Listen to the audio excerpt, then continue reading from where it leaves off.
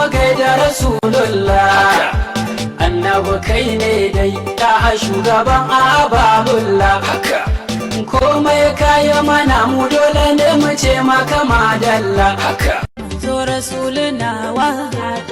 wallahi kafi kowa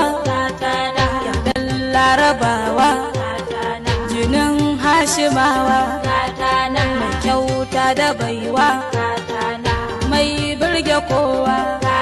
nan bai taka kowa mai baiwa kowa mai daɗaɗawa mai ne abin yabawa